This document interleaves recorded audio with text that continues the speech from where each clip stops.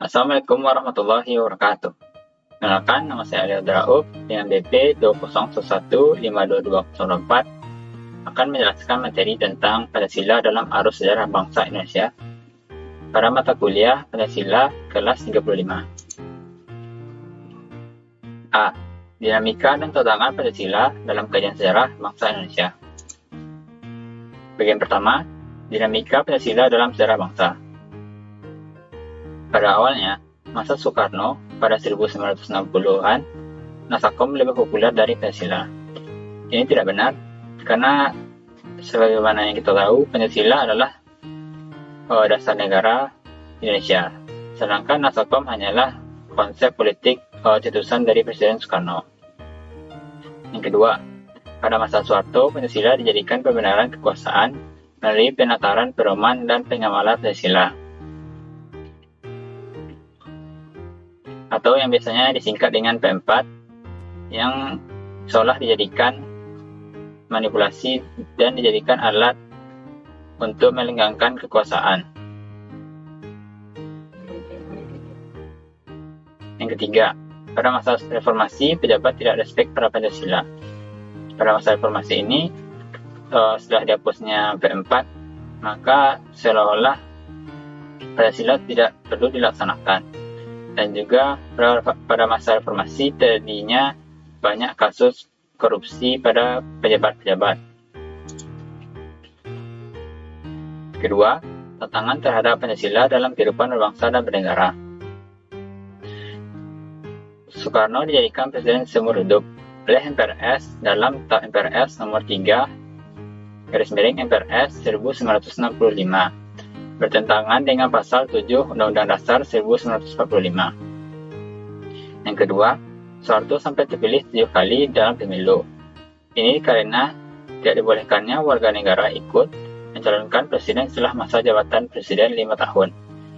Dan akhirnya setelah terjadi kerusuhan, Soeharto mengundurkan diri.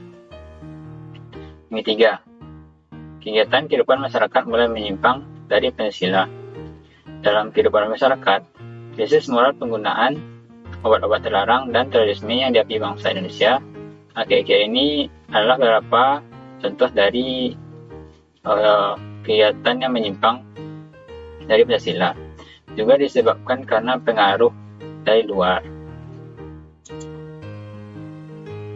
B. Esensi dan urgensi Pancasila dalam kajian sejarah bangsa Indonesia. Esensi Pancasila dalam kajian sejarah bangsa. Pancasila merupakan dasar filsafat atau filosofise Goldschlag istilahnya. Ini dikarenakan Pancasila adalah alasan filosofis berdirinya suatu negara, dan setiap produk hukum di Indonesia harus berdasarkan nilai Pancasila. Yang kedua, Pancasila merupakan pandangan hidup bangsa, atau yang disebut dengan Weltanschauung.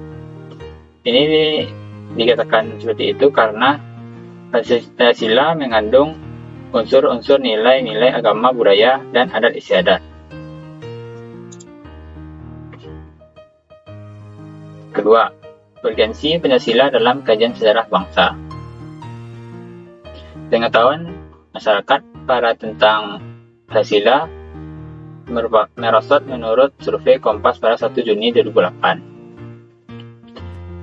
Yang menunjukkan bahwa pengetahuan masyarakat tentang Pancasila merosot tajam, yaitu 48% responden berusia 17 tahun sampai 29 tahun tidak mampu menyebutkan Pancasila secara benar dan lengkap, dan 42% salah menyebut Pancasila, dan lebih parah lagi, 60% responden berusia 46 tahun ke atas salah menyebutkan Pancasila.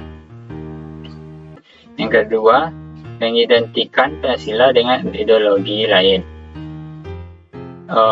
Yang mana seharusnya Pancasila itu merupakan ideologi yang identik, yang hanya dimiliki oleh masyarakat Indonesia. Yang ketiga, Pancasila dijadikan alat justifikasi kekuasaan rezim tertentu. Dan yang keempat, melemahnya pemahaman dan pelaksanaan nilai Pancasila.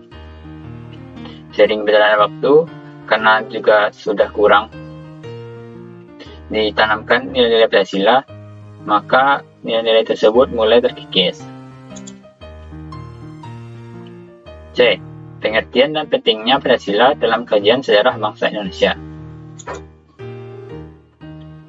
1. Pengertian Pancasila dalam kajian sejarah Indonesia.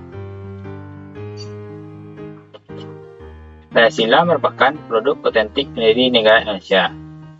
Yang kedua, nilai-nilai Pancasila digali dari nilai agama, budaya, dan adat istiadat. Yang ketiga, Pancasila merupakan pandangan hidup dan dasar filsafat kenegaraan.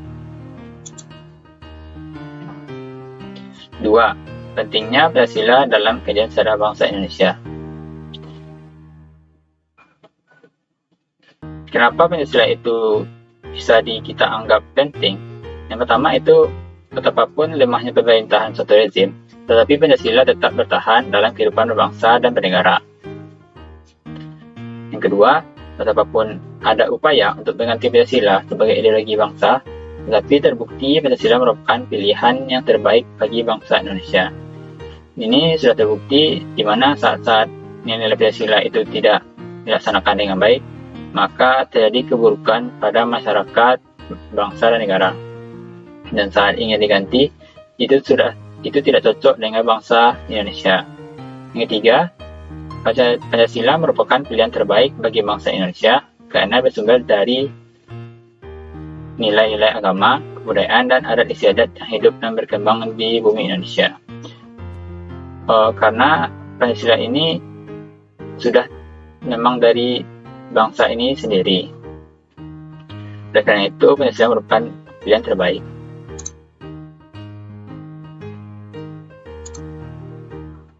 Sekian presentasi dari saya.